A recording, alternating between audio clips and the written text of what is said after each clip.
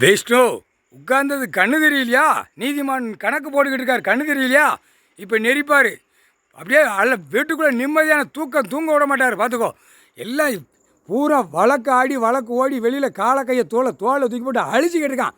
ஒரு ஆதார கார்டில் பூரா கெட்டடமாக கெட்டி பூரா பாழாக்கிட்டு இருக்கான். தூக்கி போட்டு நெரிச்சு போடுவார் முக்கால் சேத்தியம். என்ன நிர்வாகமா? இப்போ கை வைப்பாடுறா. மதுரையில் இளமச்சம்பழம் கனியை எரிதார். ஒரு அரசியல்வாதி கீழே சரிஞ்சிட்டானா, அப்படியே சரிச்சு கொண்டுட்டாருன்னா அடுத்து சென்னை மெட்ராஸ் வரைக்கும் கன்னியாகுமரி வரைக்கும் ஒவ்வொருத்தரையாக கொன்றுவார். இந்த ஆட்சியாளரவனை வேரோடு எடுத்து போடுவார். வேரோட முட்டா பேலை ஆடிக்கிட்டா இருக்கா, ஏற்று ஆடிக்கிட்டு இருக்கா. தமிழ் வார்த்தை பேசுகிற கடவுள் வந்து பூமியில் உட்காந்துருக்காரு. கணக்கு போடுற நாங்கள் கொட்டு மேலே அடித்து கத்தி விட்டுக்கிட்டு இருக்க மனுச்சியா, கத்திக்கிட்டு இருக்க மனுச்சியாடா. தூக்கி போட்டு இப்போ போடு மாட்டை ஏற்றிடுவார். இப்போ ஏற்றுவாரா வர்றா. இப்போ ஆட்சியாளர் பூரா இப்போ சாவுவான். ஏற்கனவே சிக்கல் வந்துக்கிட்டு தான் இருக்குது. ஒருத்தனை மோசம் பண்ணிக்கிட்டு இருக்கான், ஒருத்தனை ஆடிக்கிட்டு இருக்கான், ஒருத்தன் இந்த பேப்பருக்கு ஓடுதான். இந்த கட்சிக்காரப்பே இந்த சென்னை மெட்ராஸில் ஆட்டுதான் வரும்.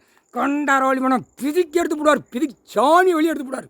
கால் சத்தியம் கணக்கு போட்டாச்சுடா, தொலைஞ்சடா. இன்னிலேருந்து ஆக்ரோஷமாக அடிப்பார். எம்எல்ஏ, எம்பி, மந்திரி, முதலமைச்சர் வார்டு வரைக்கும் இருக்கிறவங்க பூரா இப்போ அடிப்பார். அடுத்து கருப்பு சேப்பு இல்லை, அவன் ஆடுதான், அவன் ஆட்டத்தில் இருக்கான். அவனும் பிதிக்கி 2 கட்சிக்காரனையும் பிதிக்கி சாணி வெளியே எடுத்து போடுவார். இந்த நடிகர் ஒருத்தன் ஆடிக்கிட்டு இருக்கான். வர்ற இளவட்ட பைய பூரா இப்போ சாவிய இளவட்ட பைய தூக்கிட்டு அலைதான். அவன் பூரா 4 வீலர் 2 வீலரு பூரா கழுதையும் தூக்கி எரியும். கடவுளுடைய படம் வெளியே கிளம்புது.